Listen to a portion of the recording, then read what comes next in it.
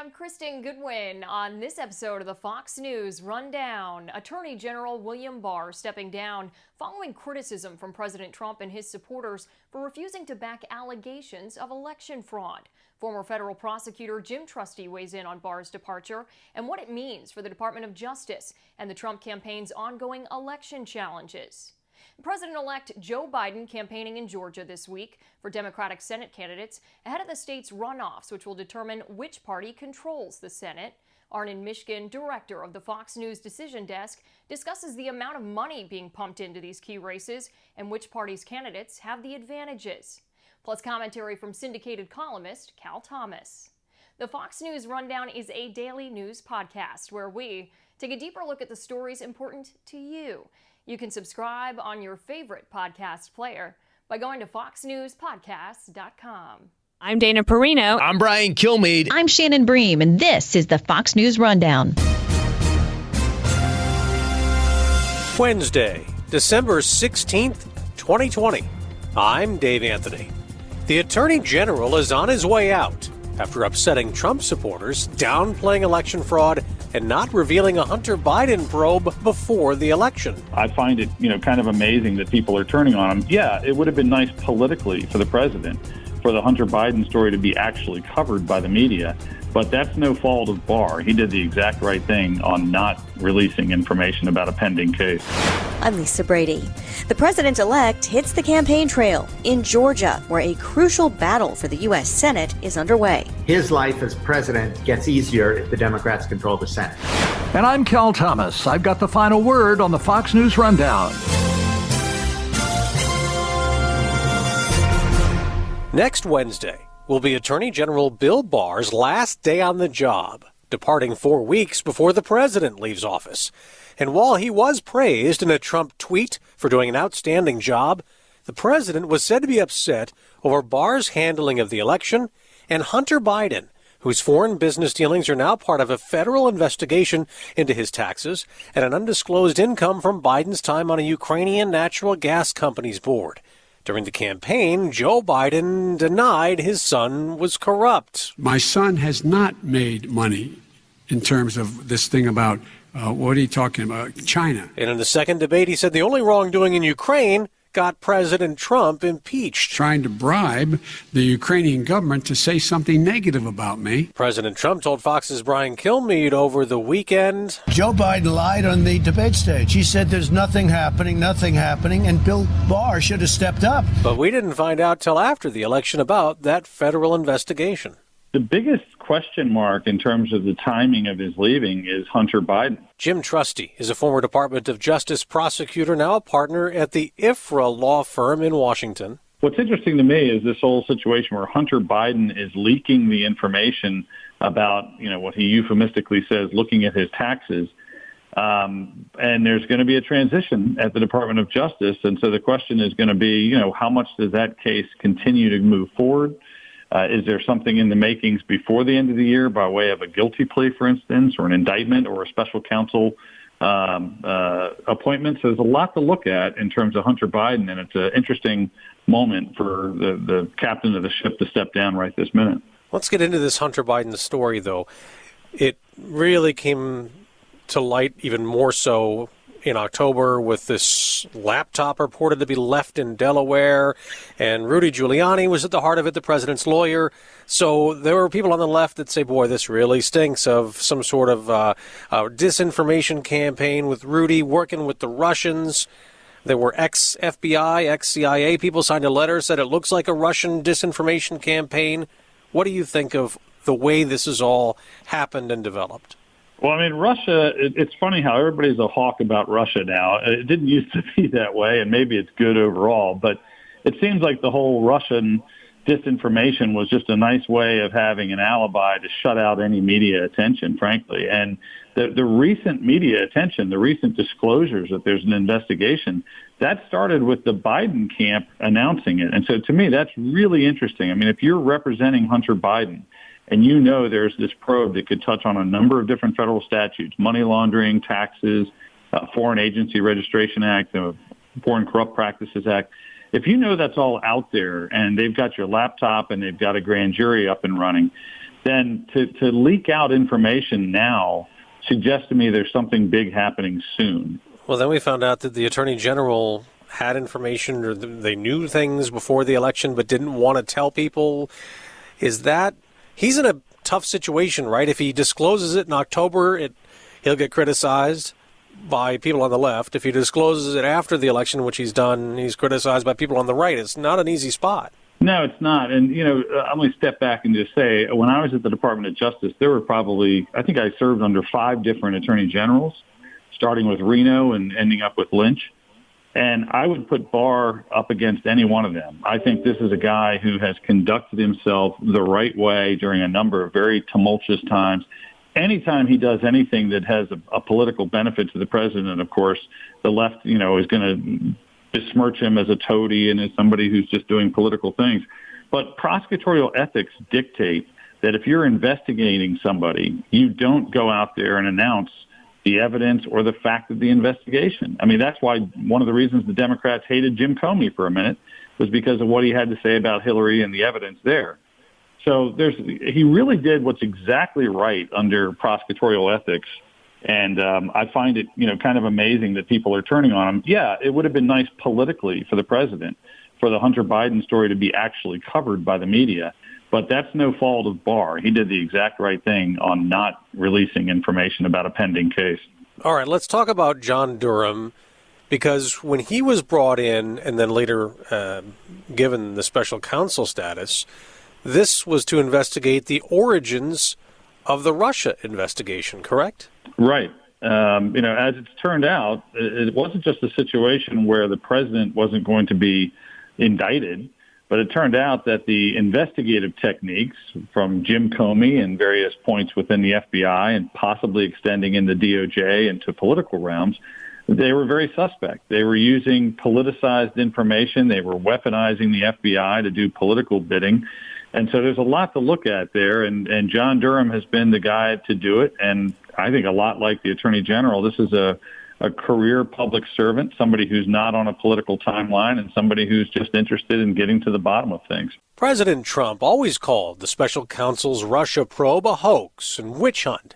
The FBI director he fired, James Comey, has defended that investigation into attempted Russian interference in 2016 and said after closed-door testimony in Congress in September, the President of the United States is lying about the FBI, attacking the FBI, and attacking the rule of law in this country. But Jim Trusty isn't convinced there was no political motive, citing the CIA director at the time. Well, not particularly. I mean, if you look at the paper trail that we've already seen in this case, and that's very different than a paper trail that John Durham would probably look at.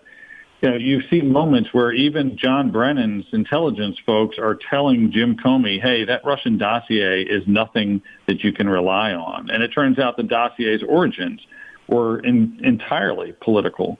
So there's a lot going on there that it could have at least corrected itself during the FISA process. In other words, when they would go back to the court and re-up, as they call it, their applications, that's when you clear the air if you've made mistakes. And so by the time the second and third applications were taking place, the FBI management, I don't mean to rank and file beyond Agent Strzok, but the FBI management knew there was wrongdoing. Heck, you've even had an FBI general counsel plead guilty to falsifying an email that went into the FISA application. So there was a lot that was wrong under Comey's regime, never mind all the media leaks and the self-serving narcissism.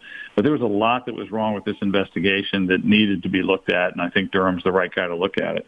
Now, you talked about the FISA application. This is for Carter Page, who was a former Trump advisor in the campaign, rather low-level guy, but he never has been charged with anything, right, Carter Page? Right, and I don't think he ever will be. And in fact, I think it was probably not even of serious interest in charging him. Now, not every counter-espionage or counterterrorism case leads to criminal charges. I get that.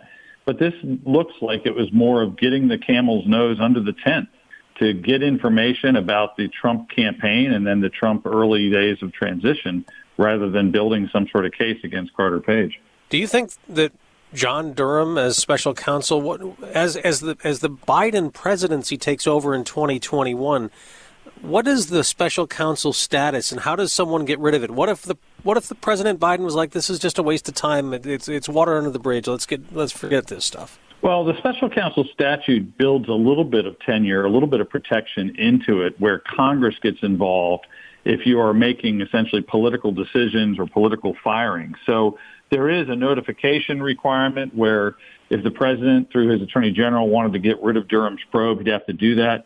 I think what's really interesting is up until recently, there was never going to be a report. You know, we heard people in the media saying, well, what about the Durham report? Where is it?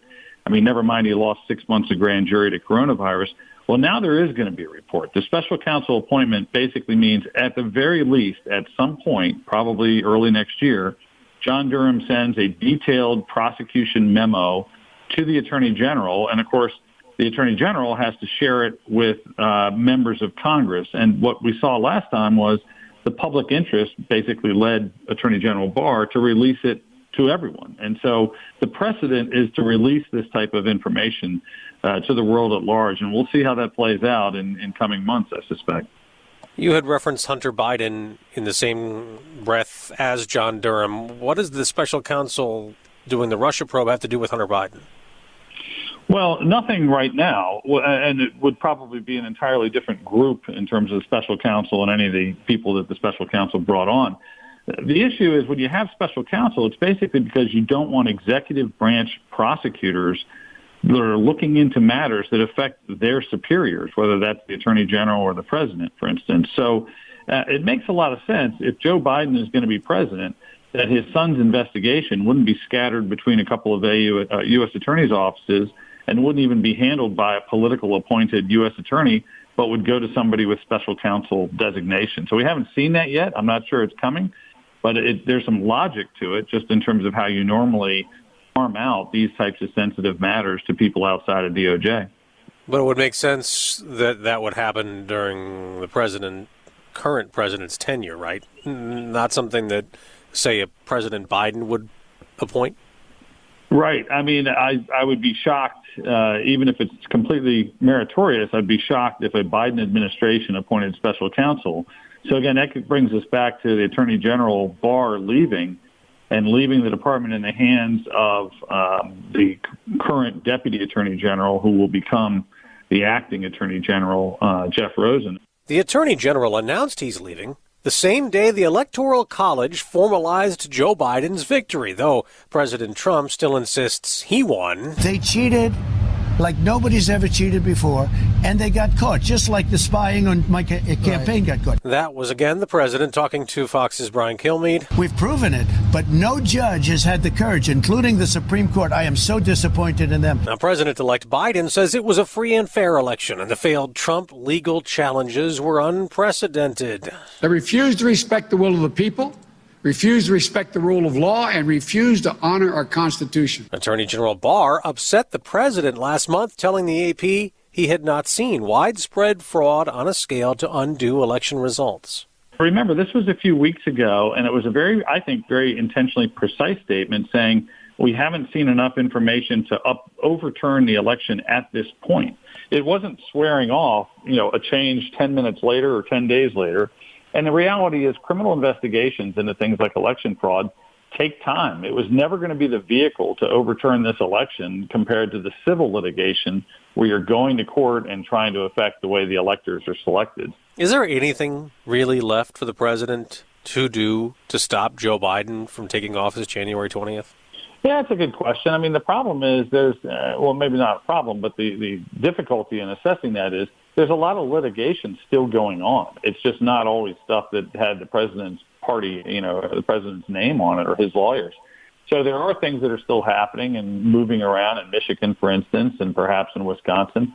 But it seems like, the clock is running out, or maybe it's ran out. And what's left, if you don't go through the court system, is essentially state legislatures deciding that they will not send the Biden electors because of their disgust at what happened within their own state. And, of course, as of yesterday, that seems to have not really happened. So there is still technical availability here before, I guess, Congress accepts the electors, but it's getting pretty thin. Jim Trusty, former Department of Justice prosecutor, partner at the Ifrah Law Firm in D.C., thank you very much for joining us. Sure. Thanks for having me.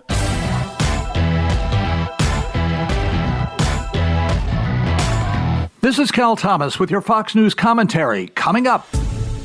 Less than 2 months after the November election, the political world has descended on Georgia. People need help, and they need it right now. President-elect Joe Biden holding a drive-in rally in Atlanta on Tuesday to campaign for the Democratic challengers in a pair of runoff races that will decide control of the U.S. Senate. I need 2 senators from this state who want to get something done, not 2 senators who are just going to get in the way.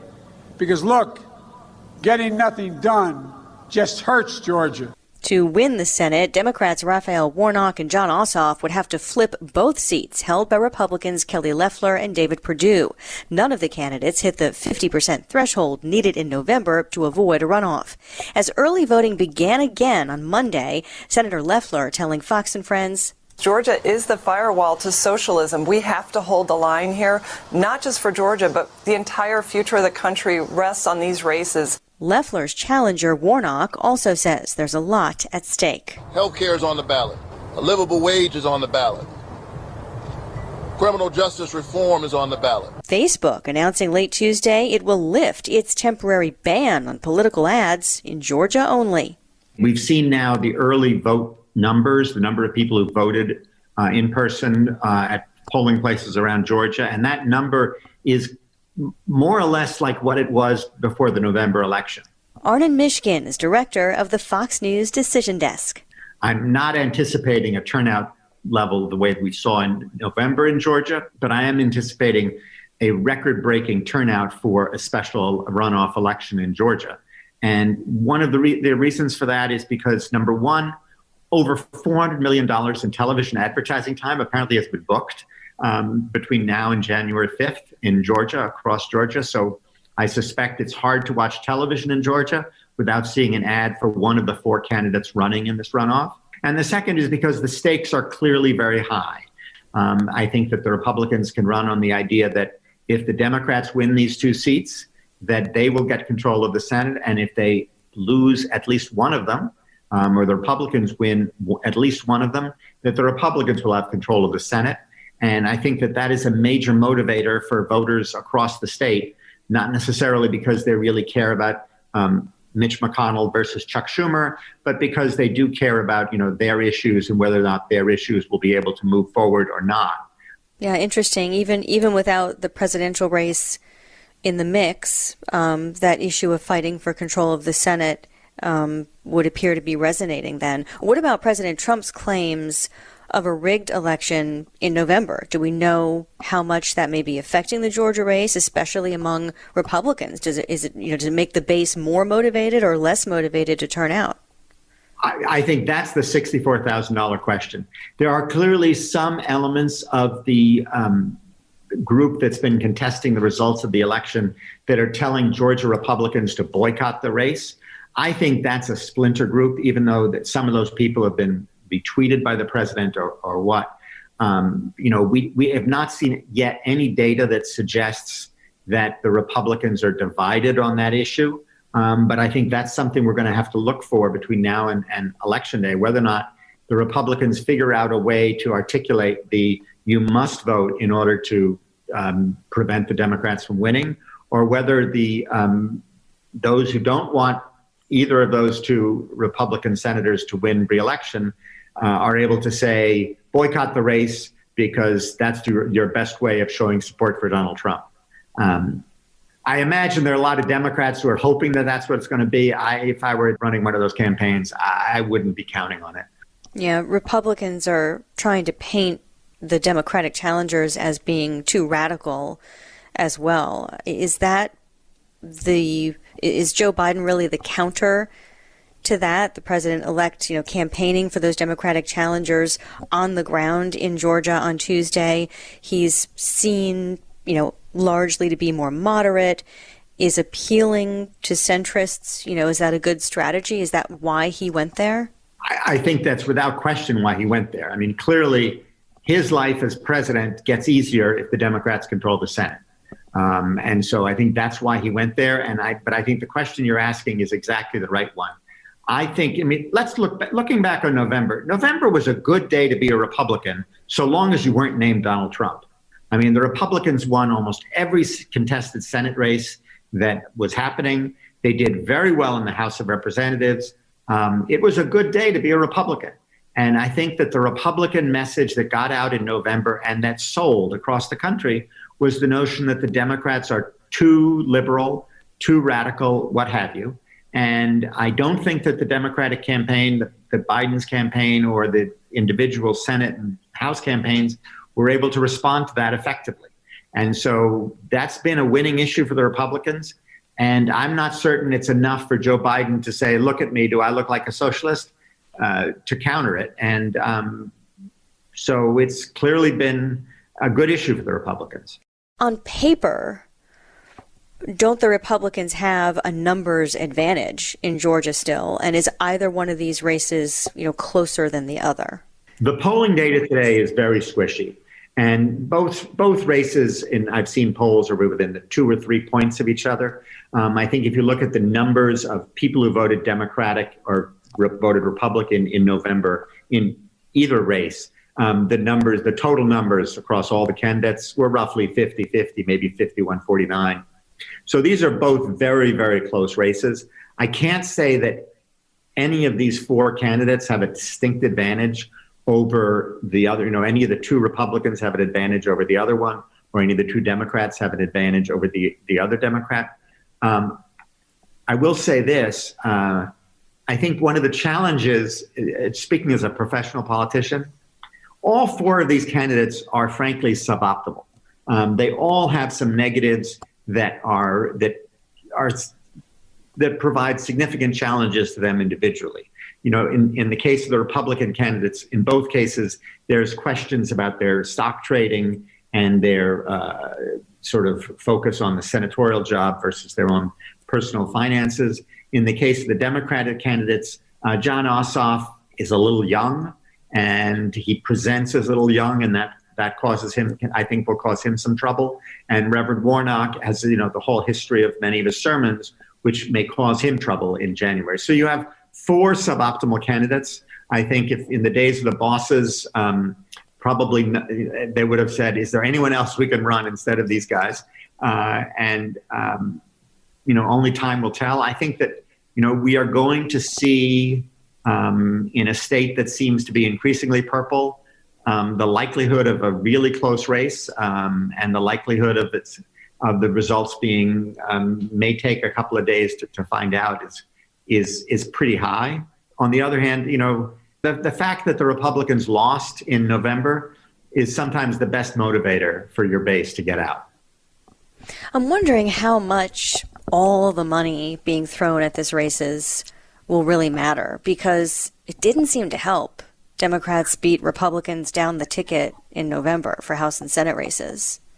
You're absolutely right. In November, all that money that the Democrats raised didn't help them. They thought they had a really good chance of winning the Senate. They didn't. They thought they had a really good chance of winning some House seats. They lost House seats. So yes, money is not what it once was, frankly, particularly when you're talking about the numbers you're right now talking about, which is, in excess of $400 billion. The thing I do think we want to look at in Georgia is the importance of organization and the ability of either party to go not necessarily door to door or text message to text message or email chat to email chat, to sort of reach out, identify their voters, and ensure that they either place their ballot in the mail or get to the polling place, either one of the early polling stations or on election day. And I think that's going to be decisive, sort of which of the 2 parties is better able to do that. In November, I think a lot of credit went to the efforts that Stacey Abrams had made over the years, first in her campaign to the governorship, which failed, and then in November to elect Joe Biden, which succeeded.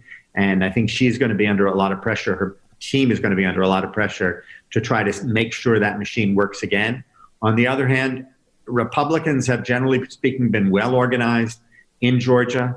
I suspect, despite all the problems, that Governor Kemp is going to do everything he can to try to elect the Republicans, despite all the tension that was built up around the recount in Georgia, because I think he needs to show that his team and his organization is still strong and is going to be capable of leading him, because he's going to be running for re-election in just 2 years. And I think he needs to show that organization still matters if he's to win.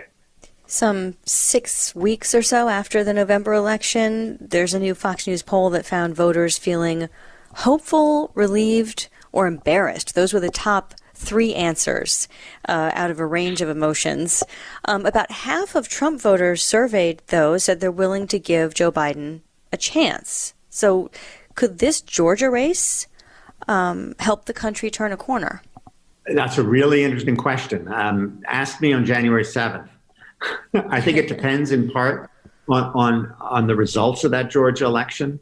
And it depends in part on the results of what happens with now that the Electoral College has counted its vote, and when the official count takes place in early January, it depends on sort of what the reaction is to that. I do think that, that Fox News poll said that many Republicans are willing to give Joe Biden a chance. On the other hand, many of the Republicans also said they were angry about the response to the election. And I think that means angry about Joe Biden's victory.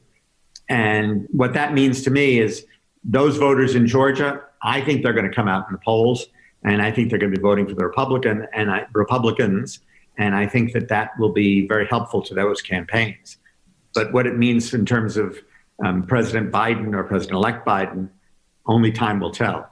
Fox News Decision Desk Director Arnon Mishkin, thank you so much for your time. Thank you for having me.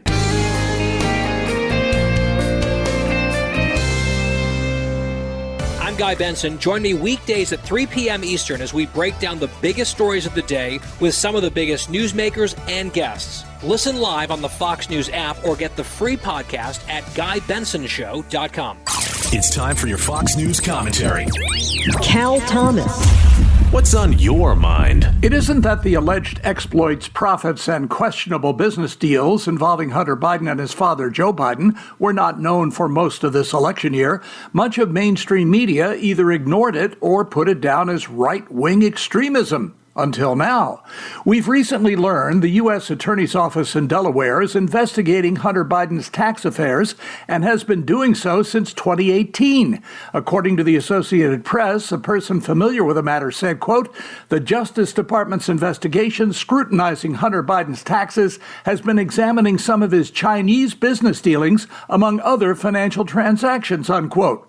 Hunter Biden disclosed news of the investigation himself last week. He said in a statement, quote, "I take this matter very seriously, but I'm confident that a professional and objective review of these matters will demonstrate that I handled my affairs legally and appropriately, including with the benefit of professional tax advisors," unquote.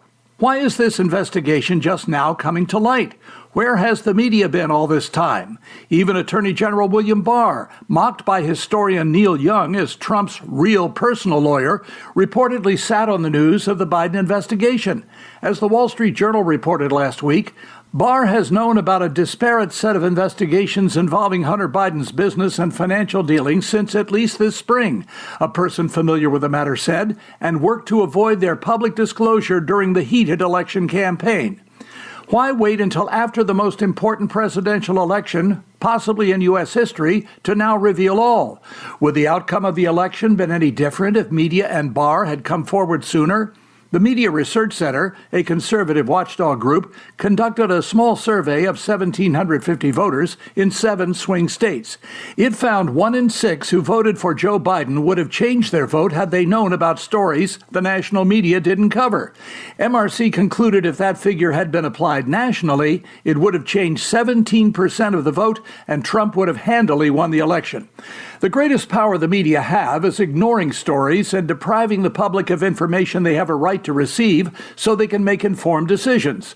This was perfectly revealed in a statement about the New York Post story when NPR's managing editor, Terrence Samuels, said, quote, "We don't want to waste our time on stories that are not really stories, and we don't want to waste the listeners' and readers' time on stories that are just pure distractions. And quite frankly, that's where we ended up. This was a politically driven event, and we decided to treat it that way," unquote. But now, media is reporting on the Biden tax investigation after the election, after voters made their choice with half the information necessary to do so competently. And they wonder why trust in the media has been declining for years, as have their TV ratings and, sadly, newspaper subscriptions. We're now getting revisionist reporting from the same media outlets that relentlessly pursued Russian collusion in the 2016 election, impeachment, and the Mueller report, among other stories designed to damage the president and separate his supporters from him, which didn't work, as his rallies have shown. It's no wonder Trump's base agrees with him about the election's outcome. It isn't just about the number of ballots cast. It's about censorship and suppression. But the investigation into Hunter Biden's tax record should continue, and the media should be reminded of their failure to pursue them sooner. I'm Cal Thomas. You've been listening to the Fox News Rundown. Stay up to date by subscribing to this podcast at foxnewspodcasts.com. And for up-to-the-minute news, go to foxnews.com. From the Fox News Podcasts Network. In these ever-changing times, you can rely on Fox News for hourly updates for the very latest news and information on your time. Listen and download now at foxnewspodcasts.com or wherever you get your favorite podcasts.